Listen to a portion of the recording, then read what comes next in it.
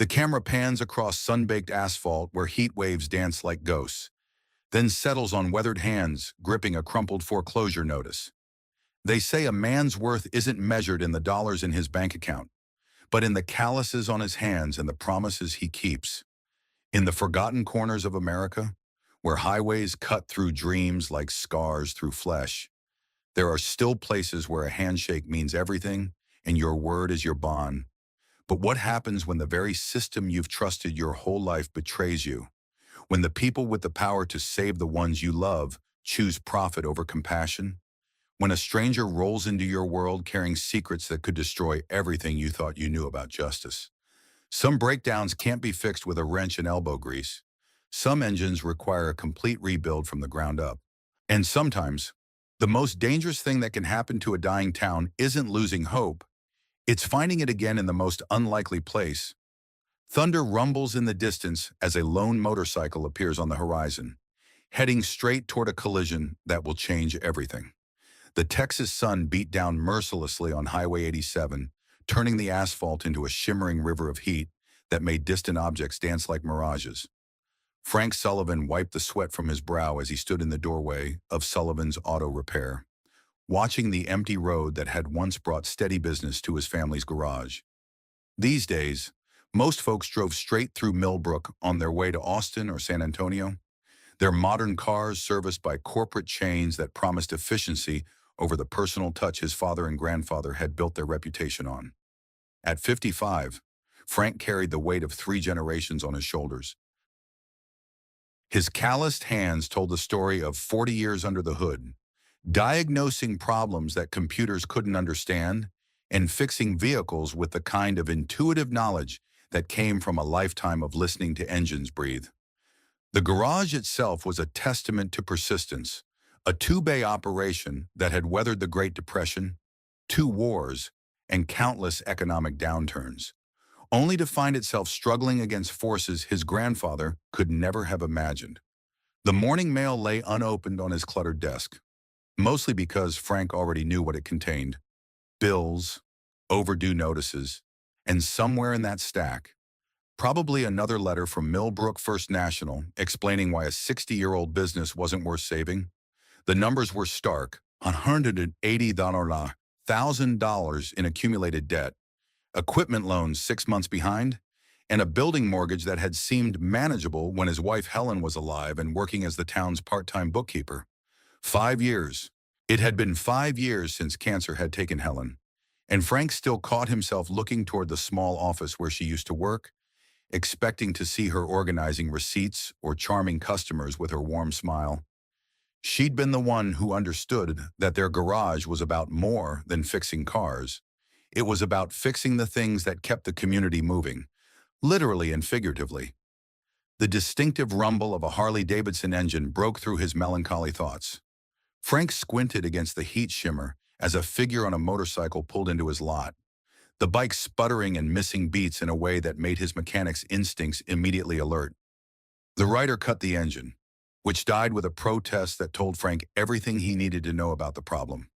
Long legs encased in well-worn leather swung over the seat with practiced ease. When gloved hands reached up to remove the helmet, Frank found himself looking at a woman who appeared to be in her late 40s, with shoulder-length auburn hair streaked with premature silver and intelligent green eyes that seemed to take in everything at once. There was something about her bearing confident without being arrogant, purposeful without seeming rushed, that marked her as different from the usual tourists who occasionally wandered through Millbrook. "Sounds like you've got a fuel delivery issue," Frank said by way of greeting, wiping his hands on a shop rag that had seen better decades. "Been running rough for long." The woman smiled, and something about it reminded him of distant horizons and open roads. "Started about 30 miles back. I was hoping to make it to Austin, but—" She gestured at the Harley with a mixture of affection and frustration that Frank recognized from countless customers over the years. She had other ideas. "They usually do," Frank replied, already moving to circle the motorcycle with the careful attention of a doctor examining a patient. The bike was a thing of beauty beneath its travel-worn exterior, a road king with subtle modifications that spoke of both quality and careful customization. "I'm Frank Sullivan." Victoria, she said, then paused slightly. Most people call me Vic. Frank nodded, his trained eye already cataloging the Harley's condition. Beyond the obvious fuel system issue, he noticed details that others might miss: the expensive auxiliary lighting carefully integrated into the bike's profile, the high-end GPS system, and leather saddlebags that probably cost more than most people's monthly rent. This wasn't some weekend warrior's toy. This was a serious touring machine owned by someone who both understood and could afford quality.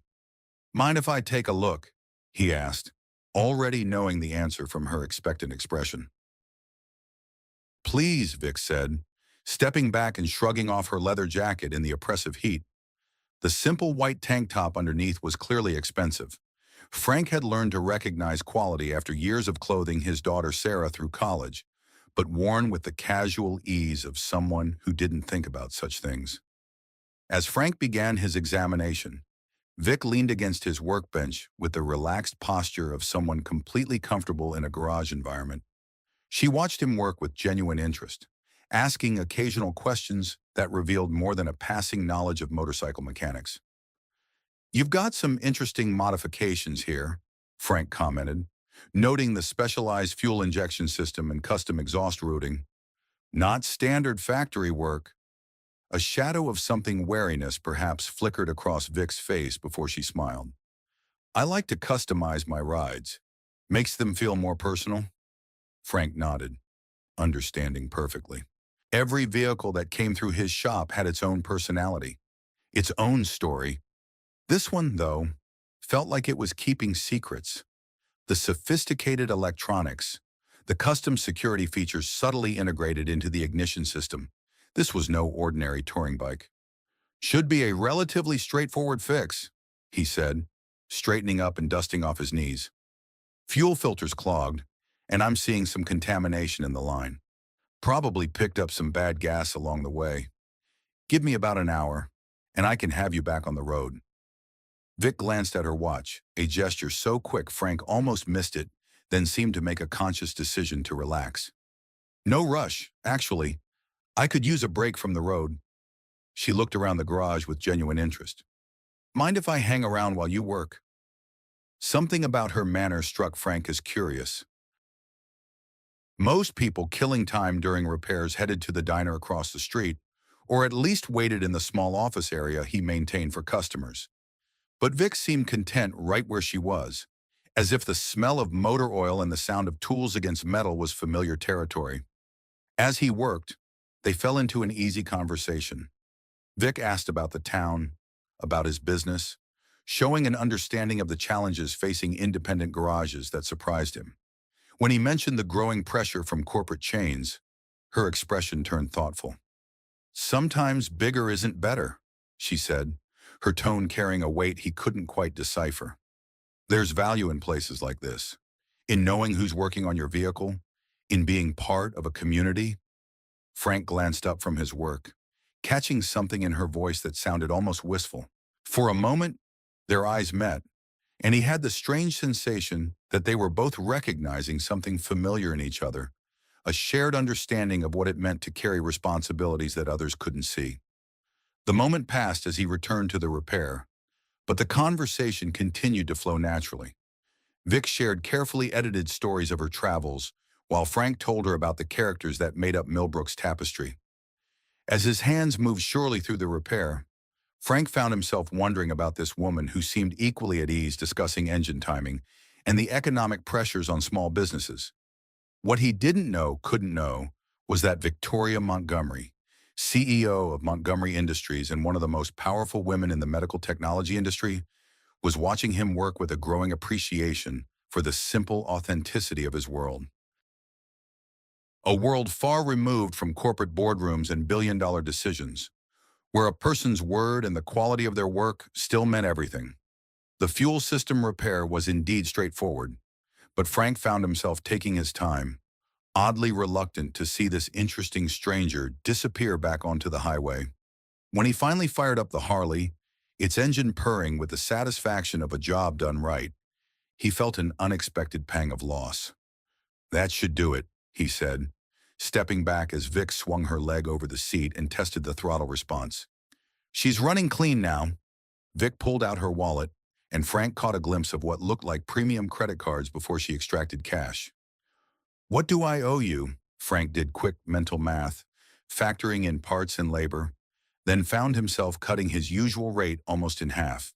Something about this woman, maybe the genuine way she'd listened to his stories about the garage, maybe the loneliness he thought he'd glimpsed beneath her confident exterior, made him want to extend the kind of community courtesy his father had always shown to travelers in need. $45, he said. Vic's eyes sharpened slightly, and for a moment Frank wondered if he'd offended her with the low price. Instead, she handed him $60. "Keep the change, and thank you, Frank, for the repair and for the conversation."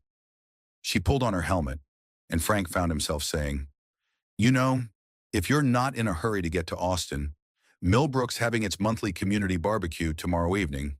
Nothing fancy, just local folks sharing food and stories. You'd be welcome."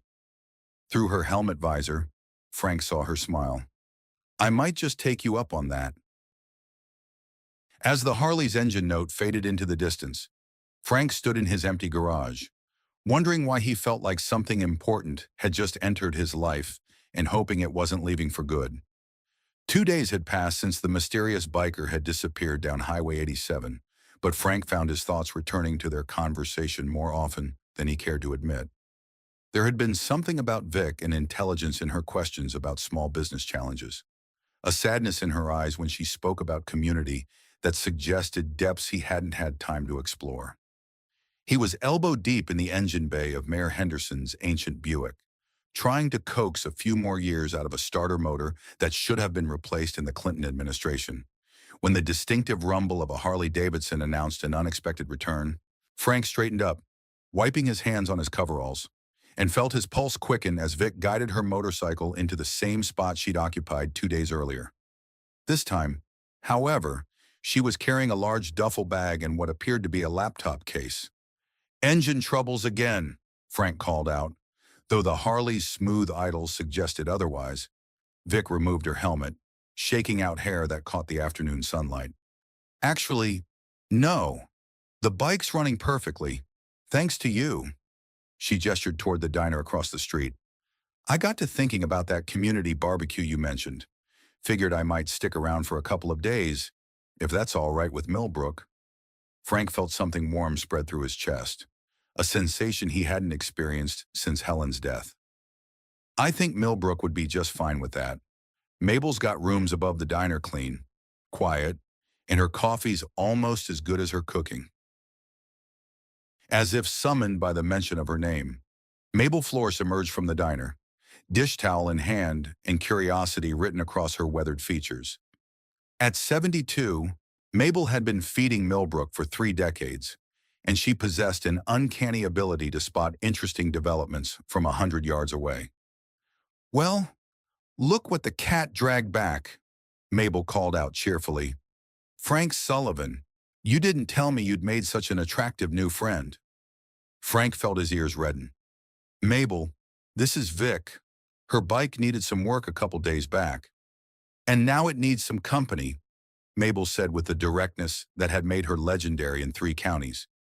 She looked Vic up and down with frank assessment. "You planning to stay for the barbecue tomorrow?" "If I wouldn't be imposing," Vic replied.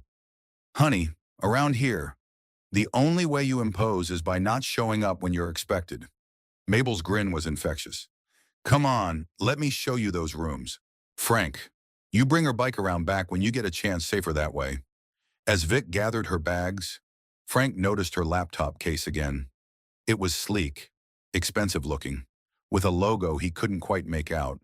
For someone who appeared to be traveling light, she certainly carried sophisticated equipment. "Business or pleasure?" he asked, nodding toward the laptop. Vic's hand tightened almost imperceptibly on the case handle. "Bit of both. I do consulting work, can do most of it remotely these days."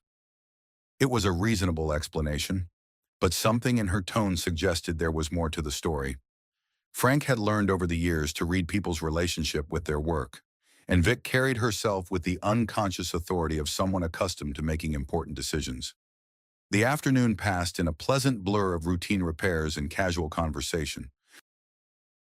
Vic had returned from settling into her room above the diner and, with characteristic directness, had asked if she could observe Frank's work process. What followed was one of the most unusual afternoons of Frank's professional life. Unlike most customers who waited impatiently for repairs, Vic seemed genuinely fascinated by the diagnostic process. She asked intelligent questions about engine management systems, listened intently as Frank explained the relationship between various components, and demonstrated a mechanical aptitude that went far beyond casual interest. "You learned this from your father?" she asked as Frank demonstrated the proper technique for adjusting valve timing on Mayor Henderson's Buick.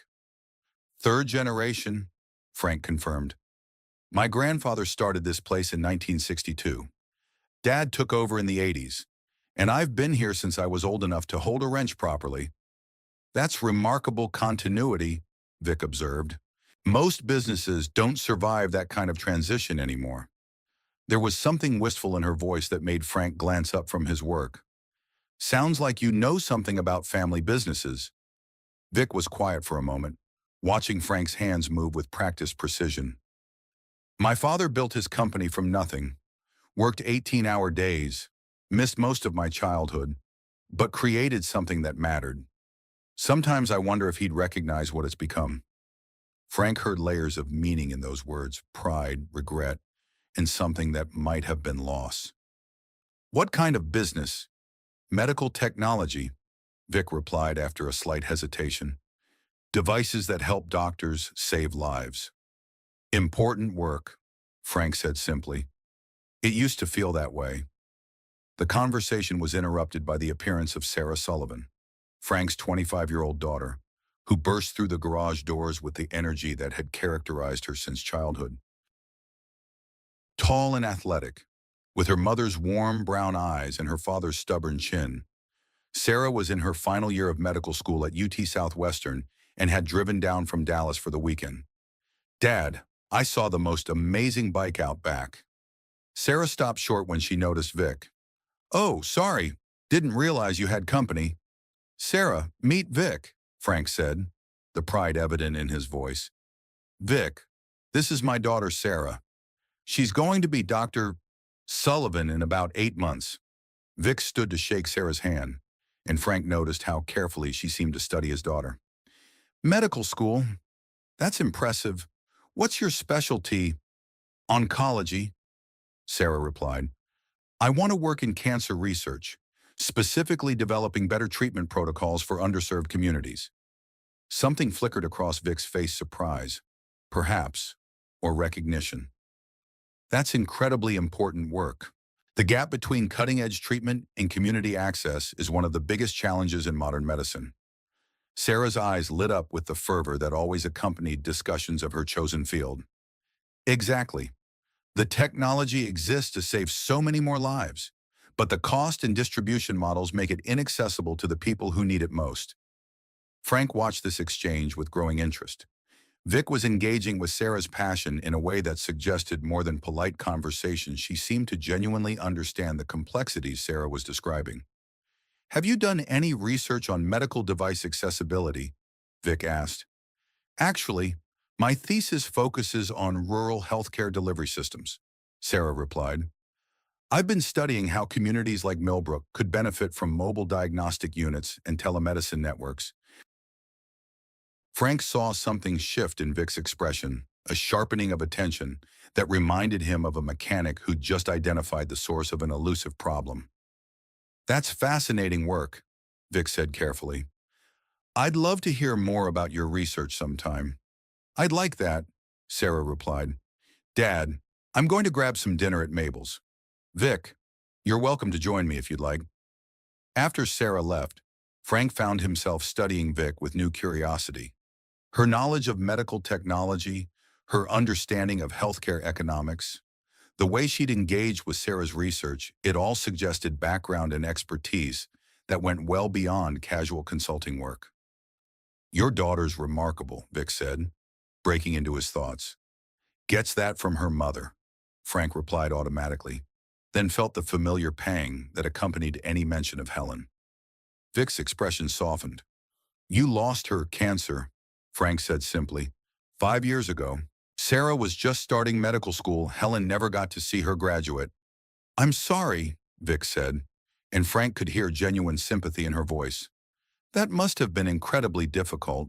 Frank nodded, his hands automatically returning to work as a way of managing emotions that still felt raw. Helen always said this garage was about more than fixing cars. We were keeping the community moving, helping people who couldn't afford the big chain stores. After she died, I thought about selling, but he gestured around the familiar space. Some things are bigger than just business. Vic was quiet for a long moment, watching Frank work. When she finally spoke, her voice was carefully controlled. What if? What if there had been better treatment options available? Better technology, better access to cutting-edge care. Frank's hands stilled on his tools. It was a question he'd asked himself countless times during Helen's illness. The terrible wondering about roads not taken, treatments not tried, hope not pursued. We did everything we could, he said finally. Traveled to Houston, tried experimental protocols, spent everything we had saved. In the end, the cancer was just stronger than the medicine. But if cost hadn't been a factor, Vic pressed gently, if the most advanced treatments had been accessible here in Millbrook. Frank set down his wrench and looked directly at her. Why are you asking? Vic met his gaze, and for a moment, Frank saw something vulnerable beneath her composed exterior. Because I think the answer to that question might be more important than either of us realizes. Before Frank could respond, the distinctive chime of a satellite phone cut through the garage's quiet atmosphere. Vic's hand moved instinctively toward her jacket pocket, then stopped as she registered Frank's surprised expression. Consulting work, she said quickly. But Frank had caught the sophistication of the device and the authority in her posture as she'd reached for it. The phone chimed again, insistent and somehow ominous in the fading afternoon light. I should take this, Vic said, already moving toward the door. Business emergency. Frank watched through the window as Vic paced outside, her free hand gesturing emphatically as she spoke. Even from a distance, he could see the transformation, her spine straightening, shoulders squaring, voice taking on a tone of unmistakable command. He couldn't make out words, but the conversation's intensity was obvious. This wasn't casual consulting work. This was someone accustomed to making decisions that mattered, someone whose absence was causing problems for other people. When Vic returned 20 minutes later, she looked troubled in a way that went beyond simple business concerns. Everything all right? Frank asked. Vic forced a smile that didn't quite reach her eyes. Just work complications. Nothing that can't be managed? But Frank had seen that expression before on his own face in mirrors during the hardest days after Helen's death. It was the look of someone carrying more weight than they could comfortably bear. Someone trying to hold together pieces of a life that seemed determined to fall apart. If you need to leave, he said gently, I understand. Business comes first sometimes. No, Vic said quickly, almost fiercely. I'm staying for the barbecue. Some things are more important than business. As Frank locked up the garage that evening, he found himself wondering about the woman who'd entered his life so unexpectedly. The sophistication of her equipment, the authority in her voice during that phone call, her deep knowledge of medical technology, none of it quite fit with the image of a traveling consultant taking a few days to explore small-town Texas. But then he thought about the genuine warmth in her interactions with Sarah, the way she'd listened to his stories about the garage's history, the sadness he'd glimpsed when she spoke about her father's business. Those moments felt real in a way that transcended whatever secrets she might be carrying. As he walked home to his empty house, Frank realized he was hoping those moments were the truth, and that whatever complications Vic was running from would give them enough time to discover what else might be real between them. The Millbrook Community Center had been transformed for the monthly barbecue, its utilitarian interior warmed by strings of lights and the genuine affection of people who'd known each other for decades. The scent of mesquite smoked brisket mixed with the sounds of children's laughter and the gentle strumming of Tommy Garcia's guitar in the corner. For Frank, these gatherings represented everything good about small-town life, the way neighbors became family, the way problems were shared and solutions found together. He arrived early, as was his custom, helping to set up tables and chairs while trading good-natured insults with the other volunteers. At 55, Frank had earned his place as one of Millbrook's unofficial leaders, the guy people called when something needed fixing. Whether it was a carburetor or a community crisis, "Frank Sullivan," called Reverend Johnson from across the room. "Please tell me you're planning to bring out that guitar tonight. It's been too long since we've heard you play." Frank waved him off with characteristic modesty. "I'll leave the entertaining to folks with actual talent." "Nonsense," said Mary Beth Henderson, the mayor's wife, balancing a tray of her famous cornbread. "Your daddy would roll over in his grave if he knew you were letting that musical talent go to waste." The mention of his father brought the familiar mix of pride and melancholy that always accompanied memories of Tom Sullivan. The man who'd built this garage, who'd taught Frank that a mechanic's job was about more than fixing engines. It was about keeping the community moving, literally and figuratively.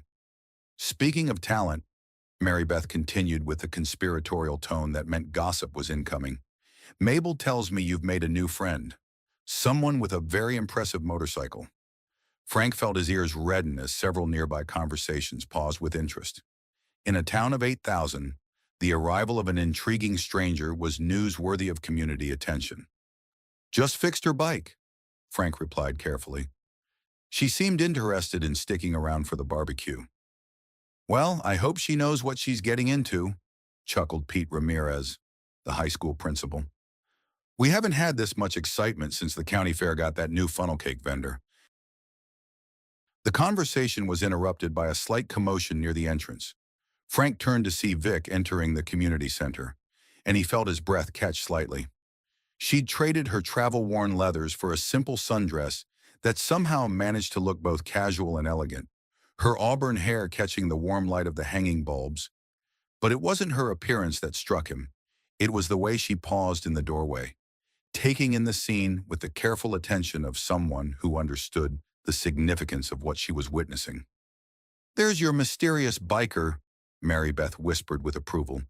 "My goodness. Frank, you didn't mention she was beautiful." Before Frank could respond, Mabel appeared at Vic's side, clearly having appointed herself as official guide and introducer. "Folks," she announced with theatrical flair, "I want you all to meet Vic.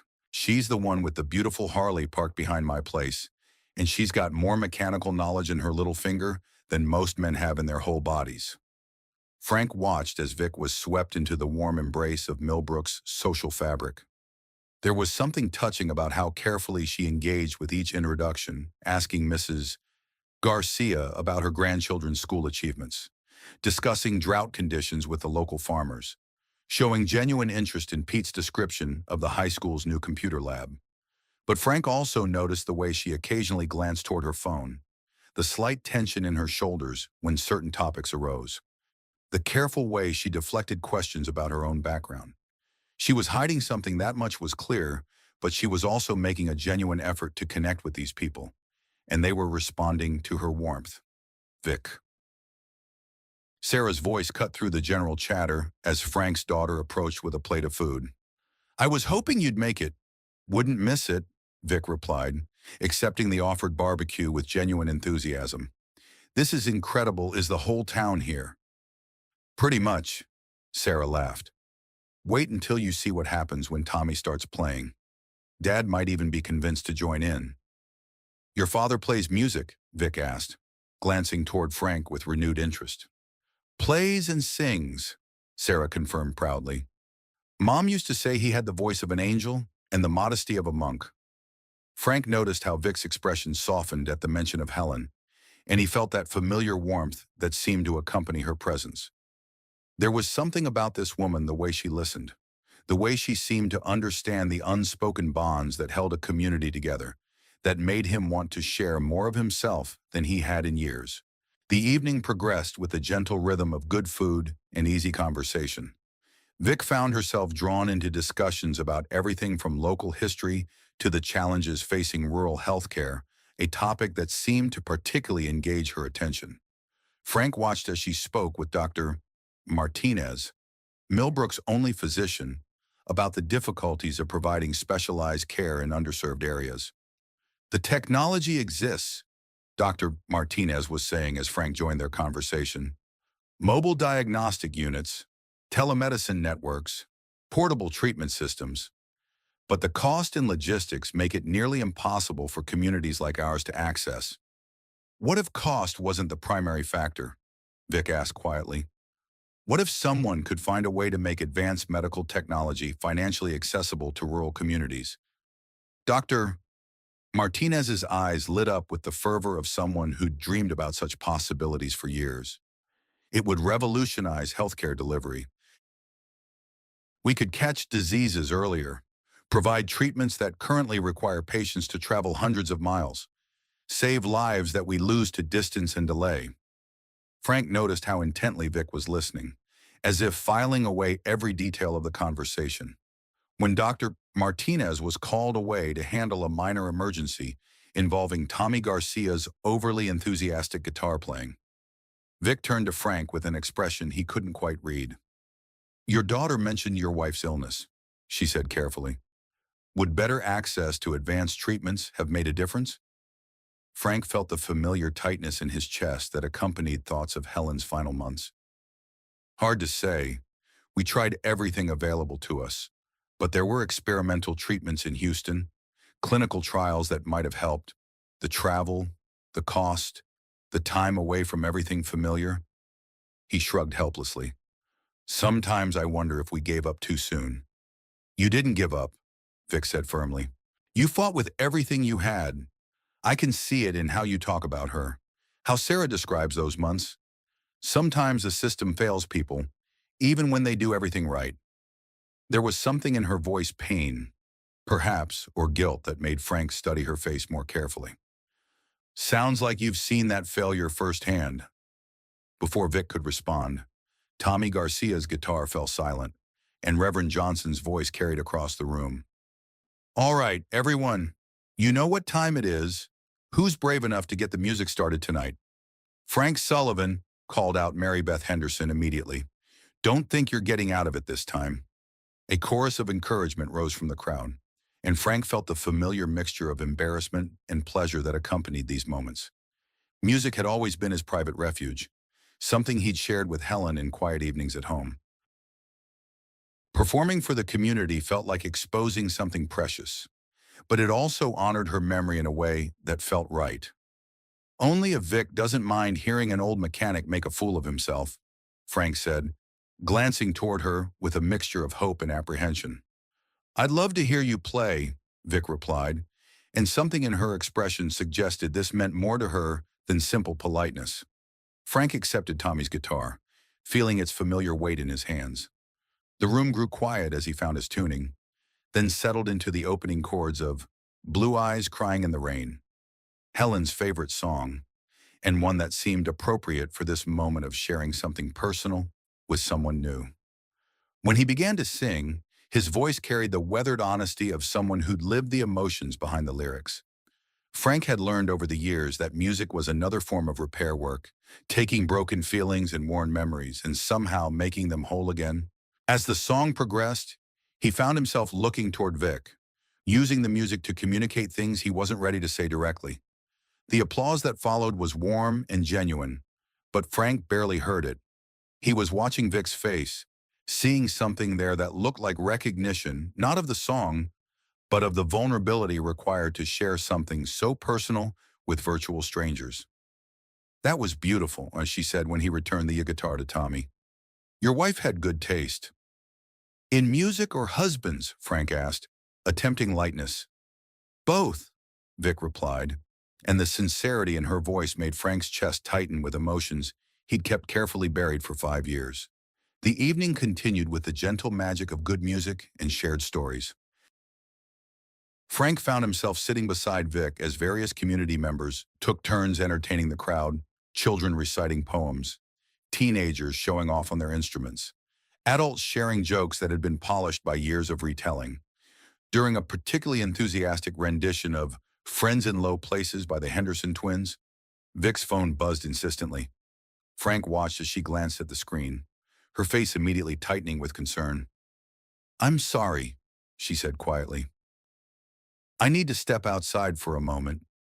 Frank nodded, but he couldn't help noticing the authority that immediately settled over her shoulders as she moved toward the exit. Through the community center's windows, he could see her pacing as she spoke, her free hand gesturing in ways that suggested she was managing some kind of crisis. "Everything all right with your friend?" asked Sarah, settling into the chair Vic had vacated. "I'm not sure," Frank admitted. "She's been getting important-sounding phone calls since she arrived.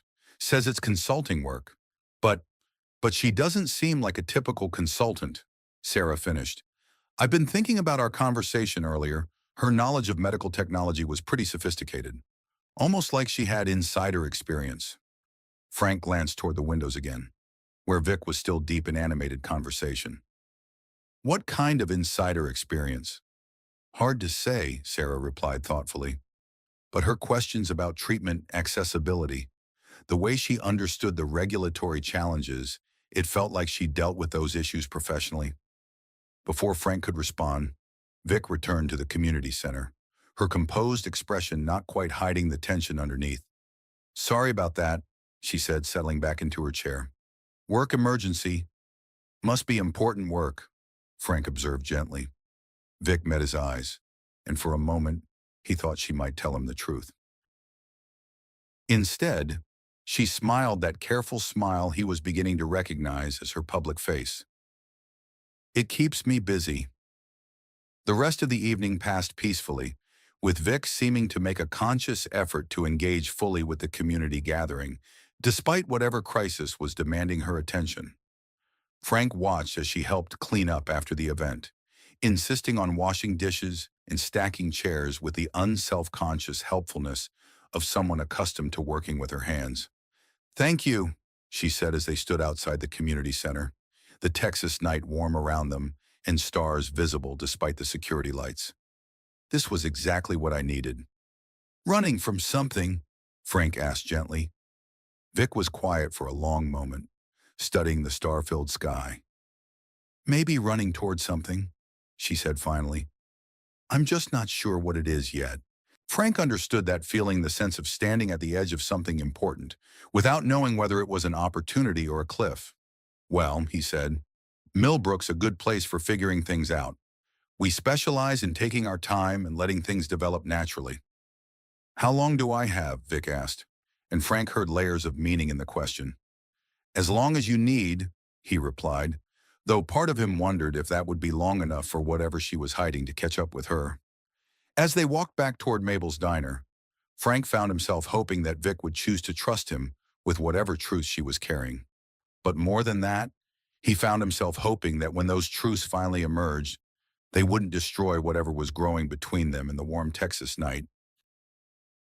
The Forbes magazine arrived with the morning mail, delivered by Postal Service carrier Jenny Rodriguez, with her usual efficiency and complete ignorance of the bombshell she was carrying. Frank discovered it mixed among the bills and circulars on his desk, Victoria Montgomery's face staring up at him from the glossy cover, with the confident smile he was beginning to recognize, but now framed by corporate attire, in the headline, "Tech Titans Vanishing Act Board Considers Emergency Succession as Montgomery Industries CEO Goes Missing." Frank's coffee grew cold in his hands as he read the article, each paragraph reshaping his understanding of the woman he'd spent the last 3 days getting to know. Victoria Montgomery, not just any consultant, but the CEO of Montgomery Industries, a medical technology company valued at over $12 billion.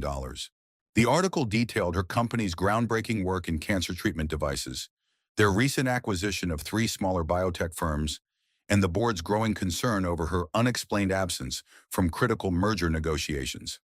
The photograph accompanying the article showed a woman in command standing at a podium, addressing a conference of medical professionals, her posture radiating the authority Frank had glimpsed during her phone calls. But it was a different image buried in the article's sidebar that hit him like a physical blow, a group photo from a medical conference, where Victoria Montgomery stood beside Dr. Richard Hamilton, identified as Montgomery Industries' former COO and Victoria's ex-husband, who left the company following their divorce in 2019. Frank's hands trembled slightly as he read the caption more carefully. Dr. Hamilton had been responsible for strategic partnerships and treatment accessibility programs. During his tenure, exactly the kinds of programs that might have made experimental cancer treatments available to someone like Helen. The garage's front door chimed as Sarah burst in with her characteristic energy, stopping short when she saw the magazine in Frank's hands and the expression on his face. "Dad, what's wrong?" Frank held up the magazine, watching as Sarah's eyes widened in recognition. "Your new friend Vic," he said quietly, "is apparently Victoria Montgomery, CEO of Montgomery Industries." Sarah's mouth fell open as she processed the information. "Montgomery Industries, Dad. They're one of the biggest medical device companies in the world. They make the cancer treatment systems I've been studying in school." "Did they make systems that might have helped your mother?" Frank asked, though he already suspected the answer. Sarah's face went pale as the implication hit her. "The experimental immunotherapy devices, the portable treatment units that could have eliminated the need for travel to Houston. Yes, Montgomery Industries was at the forefront of that technology 5 years ago." Frank felt something cold and hard settling in his chest. "And they were available to people who could afford them, or people whose insurance companies were willing to cover experimental treatments," Sarah added quietly. "Dad, there were programs for expanded access, but the criteria were incredibly strict. Most rural patients couldn't qualify because of documentation requirements and follow-up logistics." The sound of a motorcycle pulling into the lot outside made both of them turn toward the window. Victoria was parking her Harley, completely unaware that her carefully constructed identity was about to collapse. "What are you going to do?" Sarah asked. Frank folded the magazine, his mechanic's hands steady despite the turmoil in his chest. "I'm going to ask her why she lied." Victoria entered the garage with the same easy smile she'd worn for 3 days, carrying coffee from Mabel's and looking like she belonged in Frank's world. "Morning," she called out cheerfully. "Mabel wanted me to tell you she's making your favorite meatloaf for lunch, and you're not allowed to work through the meal again." "We need to talk," Frank said quietly, placing the magazine on his workbench where she couldn't miss it. Victoria's eyes found the magazine, and Frank watched as every emotion from surprise to resignation to something that might have been relief crossed her face in rapid succession. She set down the coffee carefully, as if buying time to gather her thoughts. "How long have you known?" she asked finally. "About 5 minutes," Frank replied. "Sarah, could you give us some privacy?" His daughter glanced between them with concern but nodded, squeezing Frank's shoulder as she passed. "I'll be at Mabel's if you need me." After Sarah left, Victoria sank into the client chair she'd occupied so naturally over the past few days, but now it felt like she was separated from Frank by more than just the width of his workbench. "I was going to tell you," she said quietly. I didn't know how." "How about starting with the truth?" Frank suggested, his voice carefully controlled. "How about not lying to me for 3 days about who you are?"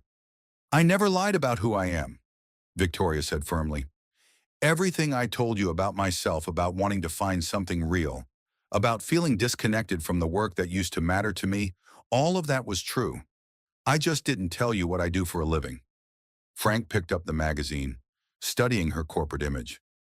Victoria Montgomery, CEO of one of the world's largest medical technology companies. The same company that makes cancer treatment devices that might have saved my wife's life if we could have afforded them. Victoria's face went white. "Frank, I had no idea about Helen when you what?" Frank's voice was rising despite his efforts to stay calm.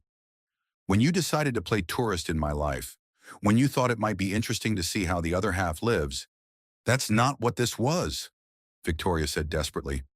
"I came here because I was trying to escape a life that felt like it was suffocating me, because I wanted to find out if there was still something real underneath all the corporate machinery. And was I part of that experiment? Frank demanded. The simple small-town mechanic who could teach the sophisticated billionaire about authentic living. Victoria stood abruptly, her own anger finally surfacing. You think this was some kind of social experiment? You think I spent 3 days learning about your community, listening to your stories, falling for...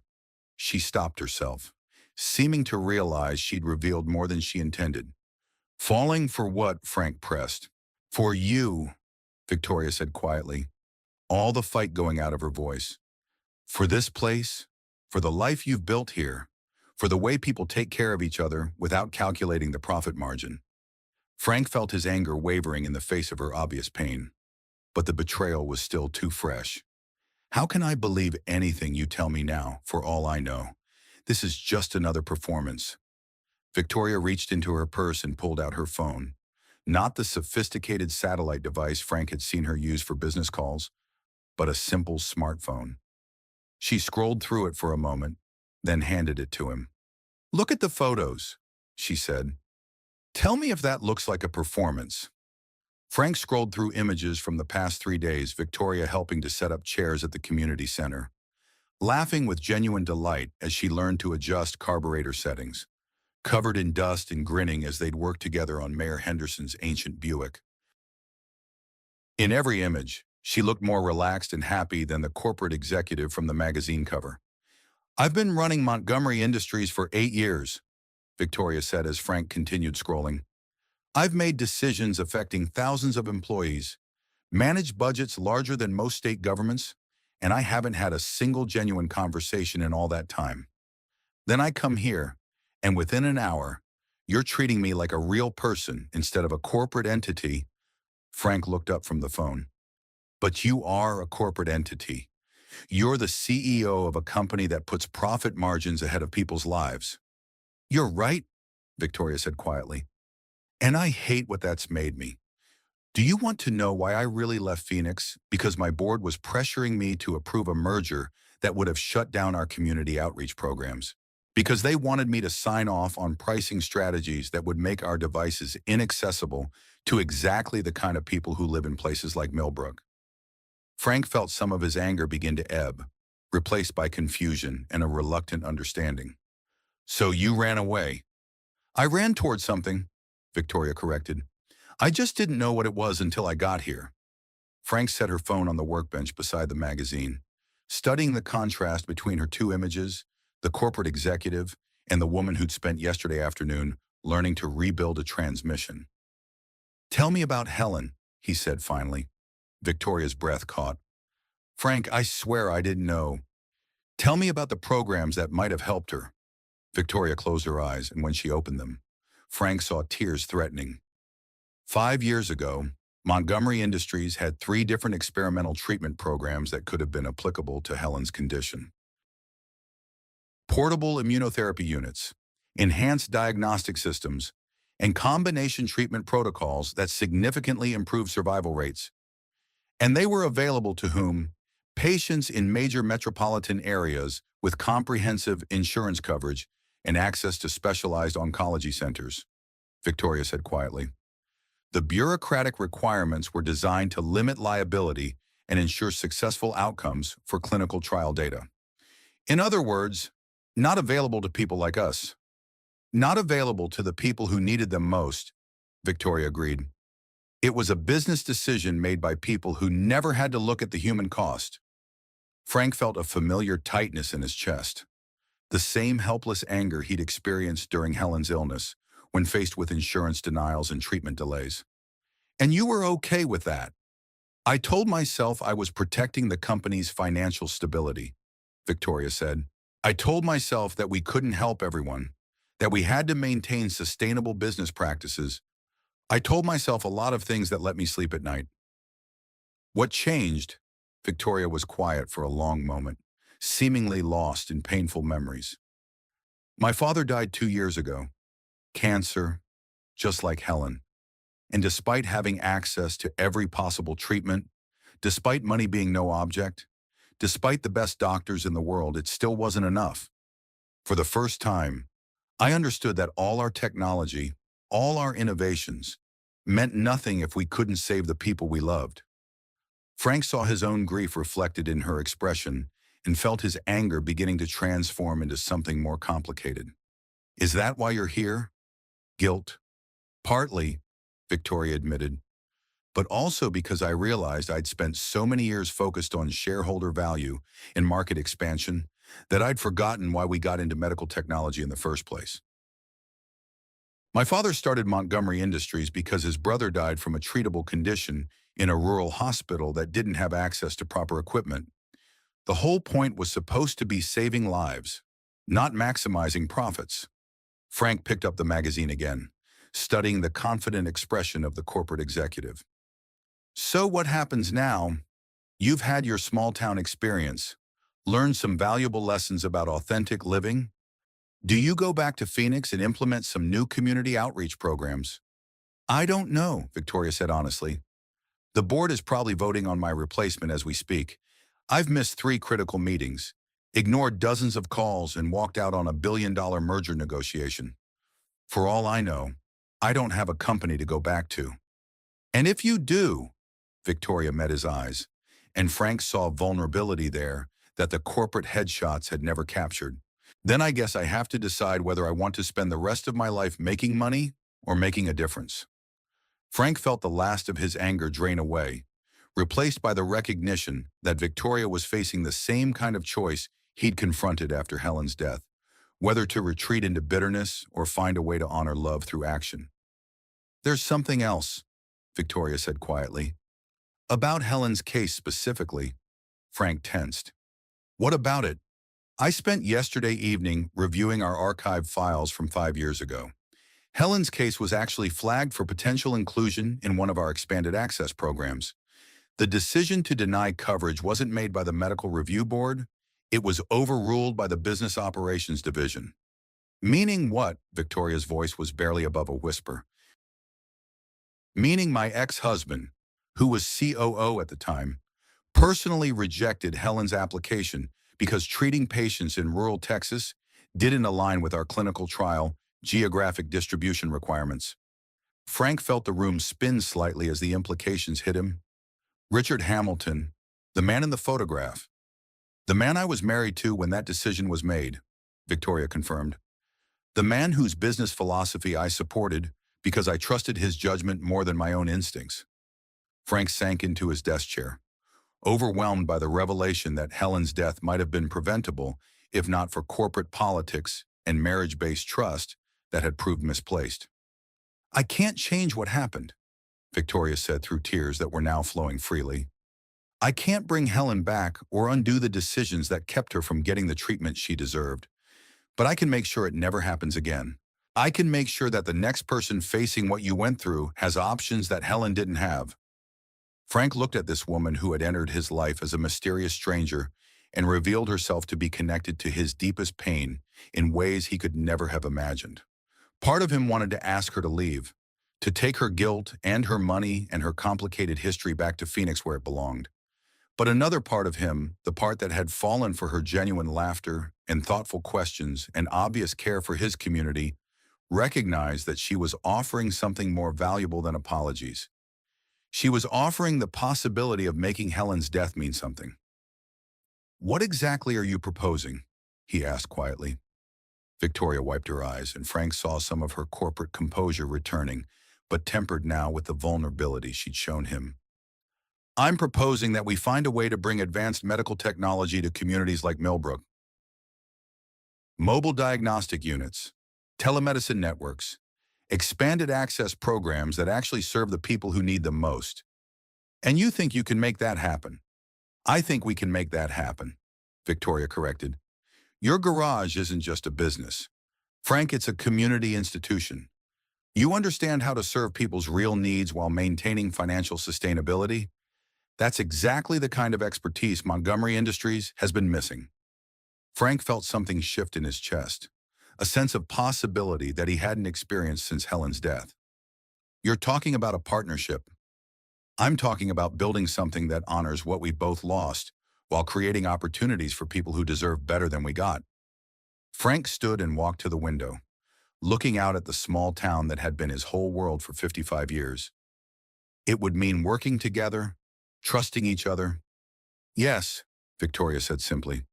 After 3 days of lies, after 3 days of learning who we really are underneath all the history and hurt, Frank turned back to face her, studying the woman who had revealed herself to be both more and less than he'd imagined.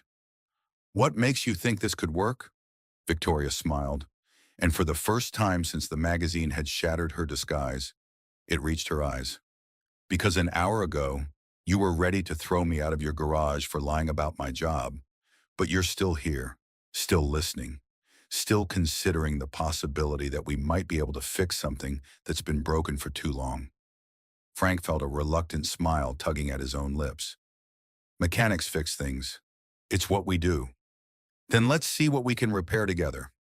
The Montgomery Industries board meeting was scheduled for 2 p.m. Pacific time, which meant Victoria had exactly 4 hours to decide whether she wanted to fight for her position as CEO or let the board appoint her replacement. She sat in Mabel's diner at 10 a.m. Central Time, surrounded by the comfortable chatter of Millbrook's morning coffee crowd, with Frank across from her and her laptop open to a video conference screen showing 8 very concerned faces in a Phoenix boardroom. Victoria, said board chairman Robert Chen, his relief evident even through the pixelated connection. We're glad you're safe, but we need to discuss the Singapore merger and your extended absence. Frank watched as Victoria straightened in her chair, the corporate armor sliding back into place with practiced ease. But this time, instead of completely transforming her, it seemed to rest more lightly on her shoulders, available when needed, but no longer defining who she was. Before we discuss Singapore, Victoria replied, her voice carrying the authority Frank had heard during her phone calls, I want to talk about our mission statement. Does anyone remember why Montgomery Industries was founded? Board member Patricia Wells looked confused. Victoria, this isn't the time for philosophical discussions. We have stockholders to consider, quarterly projections to meet. We have lives to save, Victoria interrupted firmly. My father didn't build this company to maximize shareholder value. He built it because his brother died in a rural hospital that didn't have access to proper medical equipment. Everything else, the profits, the stock price, the mergers, all of that was supposed to be in service of that primary mission. Frank found himself leaning forward, fascinated by this glimpse into Victoria's corporate world. Around them, the diner's regular customers had fallen into an expectant quiet, clearly sensing they were witnessing something significant, even if they didn't understand the details. Victoria, said another board member whose name Frank didn't catch, we understand you've been under stress, but we need to be realistic about our business model. The Singapore merger represents everything that's wrong with our current approach, Victoria said, cutting him off. Have any of you actually reviewed their labor practices, their environmental record, their approach to patient accessibility? The silence from Phoenix stretched long enough that Frank wondered if the connection had been lost. Finally, Robert Chen spoke carefully.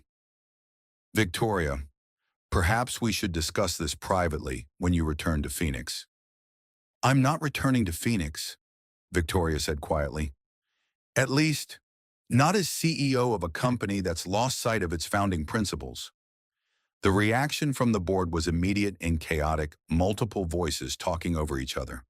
Expressions of shock and concern, urgent whispers about succession planning and stock market impact. Frank watched Victoria weather this storm with calm determination, and he realized she'd already made her decision before the call began. However, Victoria continued when the noise subsided, I am proposing an alternative approach that might address both our mission and our financial responsibilities. She looked at Frank, and he saw a question in her eyes, not asking for permission, but confirming that he was ready to step into this world with her. He nodded slightly, and her smile was radiant. I'm calling from Millbrook, Texas, Victoria said. A community of 8,000 people served by one family physician in a hospital 30 miles away. Yesterday, I watched that doctor examine a patient who might have had a heart attack, but he couldn't be certain without diagnostic equipment that cost more than this entire town's annual medical budget. Frank listened as Victoria painted a picture of rural healthcare challenges with the authority of someone who'd spent years in corporate boardrooms, but the passion of someone who'd recently discovered the human cost of those decisions. I'm proposing that Montgomery Industries pilot a rural healthcare initiative, Victoria continued. Mobile diagnostic units, telemedicine networks, and equipment lease programs designed specifically for underserved communities, not as charity, but as sustainable business model that proves advanced medical technology can be profitable while remaining accessible. Board member Patricia Wells looked skeptical. Victoria, that's an admirable goal, but the logistics alone would be manageable, Victoria interrupted. If we approach it correctly, I've identified a potential partner who understands both community needs and sustainable business practices. Someone who's been successfully serving rural populations for 3 generations while maintaining financial viability. Frank felt his heart skip as he realized Victoria was talking about him, about the garage that had been struggling to survive just days ago. You're talking about a significant investment in unproven technology, Robert Chen observed. I'm talking about returning to our core mission while developing new revenue streams, Victoria replied. Medical technology companies that figure out how to profitably serve underserved populations will dominate the next decade of healthcare development. We can be leaders in that market, or we can keep chasing mergers that compromise our values for short-term gains. The board members exchanged glances, clearly caught off guard by Victoria's passionate presentation of what sounded like a completely new business direction. What exactly are you proposing? Asked another member. Victoria looked at Frank again, and this time her expression was openly hopeful. I'm proposing that I spend the next 6 months developing this rural healthcare initiative from Millbrook, Texas. If we can create a sustainable model here, if we can prove that advanced medical technology can be delivered profitably to communities like this one, then we'll have a blueprint for national expansion. And if it doesn't work, Patricia Wells asked, then you'll have my resignation and clear justification for pursuing the Singapore merger, Victoria replied. But I think you'll find that serving people's actual needs is more profitable than any acquisition strategy. Frank watched the board members process this unexpected proposal. It was clear they'd expected either Victoria's immediate return or her resignation. This middle path seemed to confuse them. We'll need detailed financial projections, Robert Chen said finally. Implementation timelines, market analysis, proof of concept development.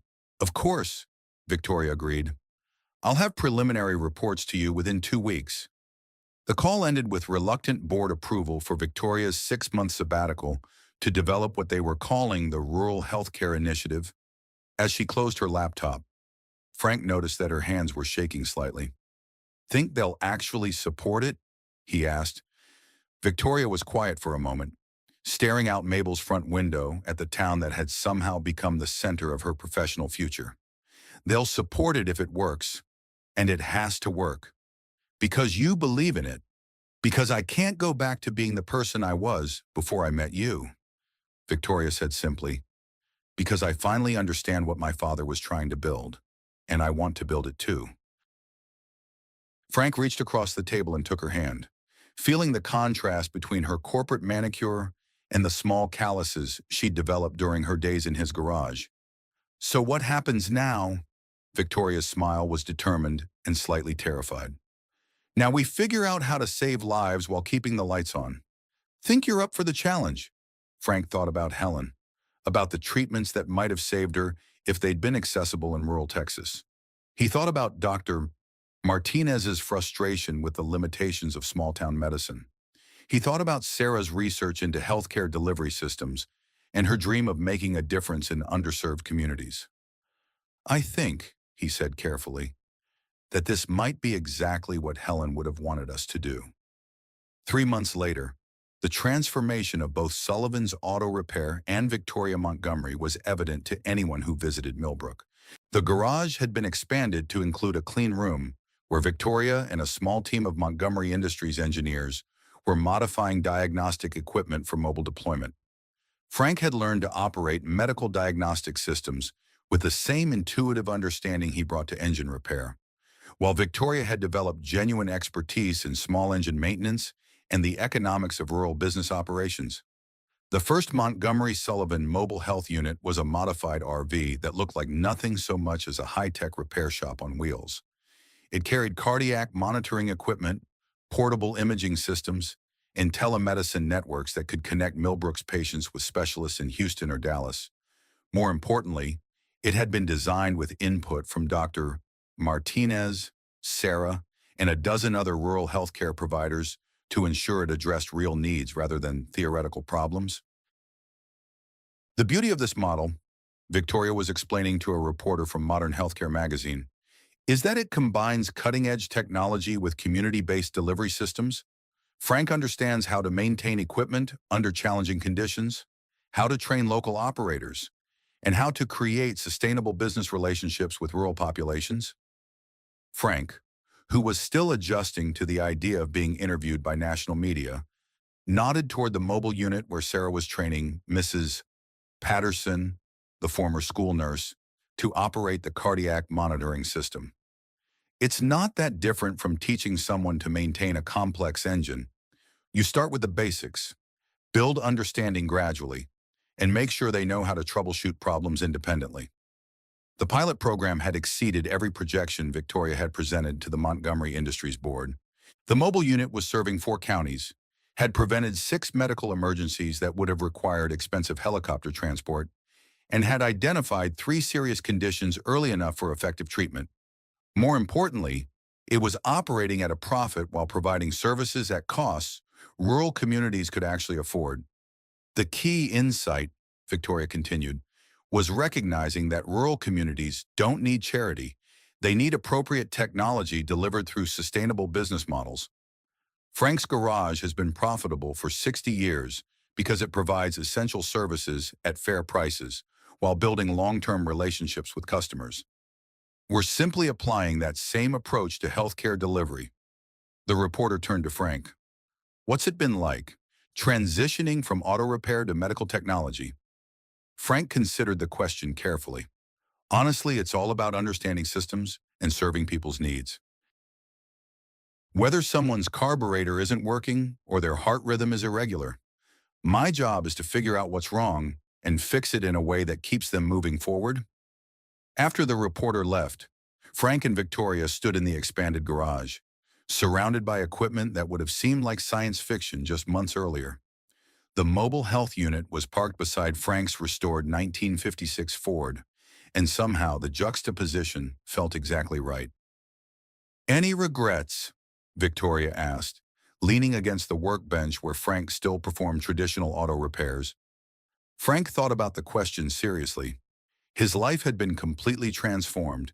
He was now co-director of a medical technology initiative, traveled regularly to conferences, and found himself quoted in industry publications. But he was also still fixing Mrs. Henderson's ancient Buick and helping Tommy Garcia keep his pickup running through high school.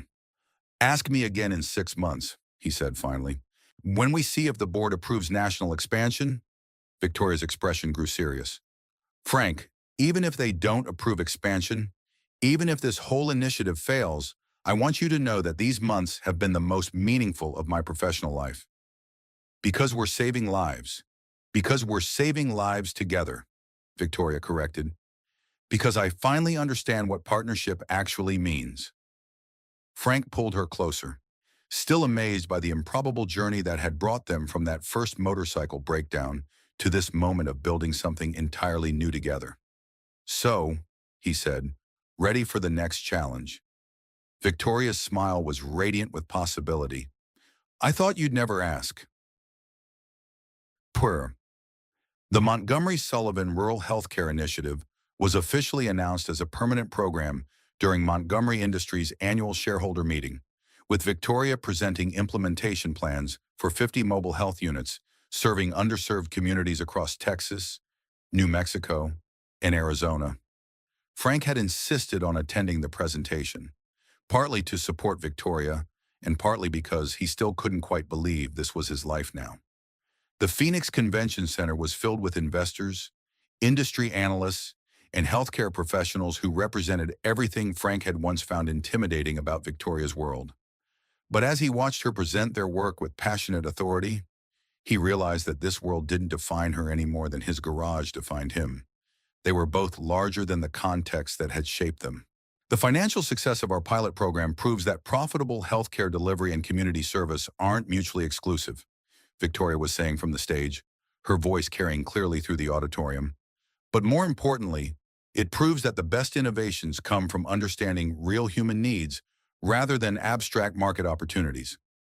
Frank caught Sarah's eye in the audience. She'd flown in from Dallas, where she was completing her residency with plans to join the initiative's clinical team after graduation. Beside her sat Dr. Martinez, who had become the program's clinical director while maintaining his practice in Millbrook. The transformation of their small-town doctor into a national healthcare policy advocate had been as dramatic as any other change the past year had brought. After the presentation, Frank found himself surrounded by investors and industry executives who seemed fascinated by his transition from mechanic to medical technology specialist.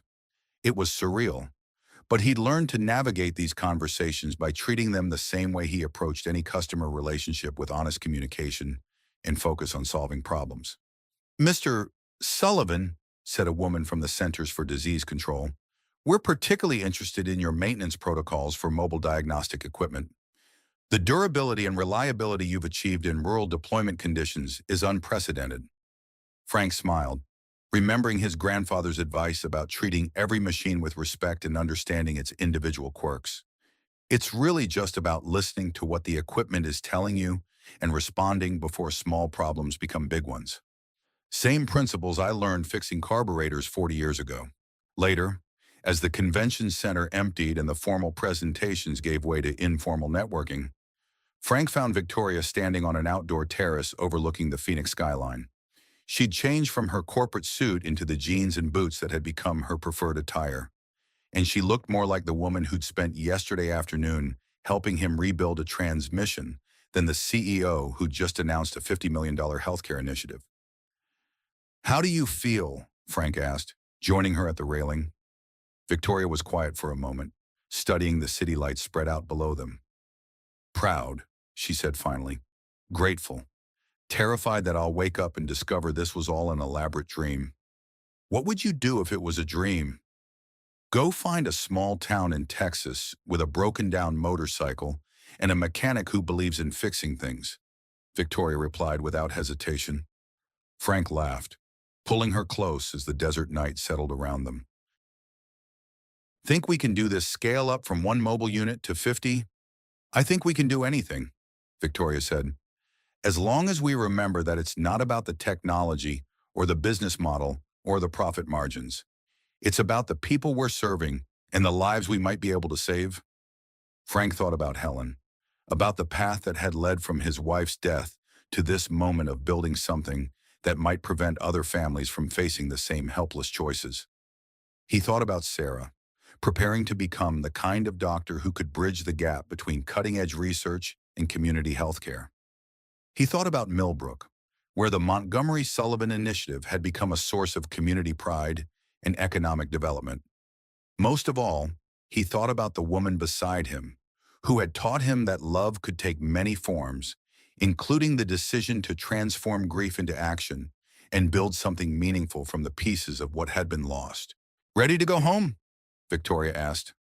And Frank understood she was talking about Millbrook, the place that had become home to both of them in ways neither had expected. "Ready," Frank replied, knowing that home was no longer just a place but a commitment they'd made to each other and the work they'd chosen to do together. As they walked back toward the convention center, Frank's phone buzzed with a text message from Mabel. "Mrs. Henderson's Buick is making that noise again. Also, Tommy Garcia wants to know if the mobile unit can check his grandmother's blood pressure tomorrow. Also, tell Victoria that Millbrook's proud of you both." Frank showed the message to Victoria, who smiled with the genuine warmth that had first drawn him to her in his garage 6 months ago. "Think Mrs. Henderson's Buick can wait until we get back?" she asked. "She's waited this long," Frank replied. but I'm thinking we should stop by the garage first thing tomorrow morning. Some things are too important to postpone, Victoria nodded, understanding that he was talking about more than automotive repair. They were talking about the commitment to serve their community, to honor the trust that had been placed in them, and to remember that all their grand plans and corporate initiatives meant nothing if they forgot to take care of the people who'd made their partnership possible in the first place. 6 months ago, Frank Sullivan had been a struggling mechanic facing the loss of everything his family had built. Victoria Montgomery had been a successful CEO who'd lost sight of why her work mattered. Now they were partners in every sense of the word, building a future that honored their past while creating possibilities they'd never imagined.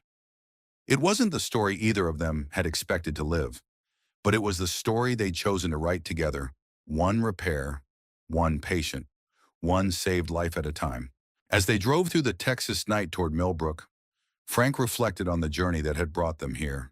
Sometimes the most important breakdowns were the ones that forced you to rebuild everything from scratch. Sometimes the best repairs were the ones that made something better than it had ever been before. And sometimes, if you were very lucky, you found someone who understood that fixing things was just another way of loving them and who was willing to spend a lifetime learning what that meant together.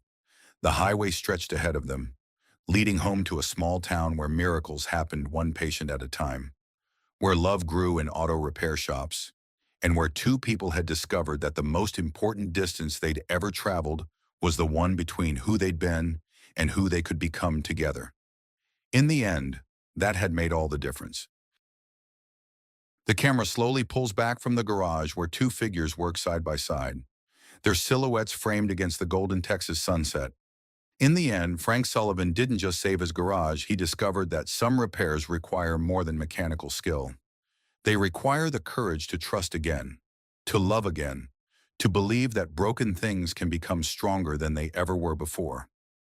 Victoria Montgomery learned that true wealth isn't counted in boardroom victories or stock portfolios. It's measured in lives touched, communities served, and the quiet satisfaction of work that matters. She traded a corner office for coveralls and found riches she never knew existed.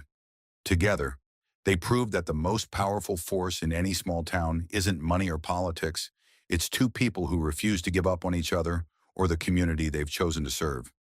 Helen's memory lives on, not in grief, but in every life their mobile health units save. Sarah will graduate knowing that healing comes in many forms. And Millbrook thrives because sometimes strangers become family. And broken hearts learn to beat stronger than before. The screen fades to black as the garage lights dim, leaving only the soft glow of hope in the distance. Maybe the question isn't whether we can fix what's broken, but whether we're brave enough to rebuild it better than it was before.